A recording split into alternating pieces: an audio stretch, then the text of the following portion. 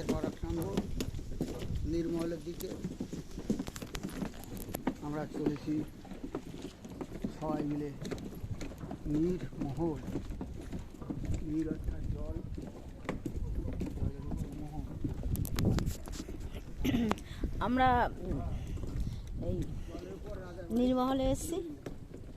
এই নীরমহলটা পুরো জলের উপরে, চারিদিকে বড় জলাশয়। আর এই আমরা বোটে চেপে এই নীরমহলের কাছে আসলাম। চারিদিকে জল, তার মাঝখানে মহল। এটাও ত্রিপুরার একটা ভালো সুন্দর জিনিস।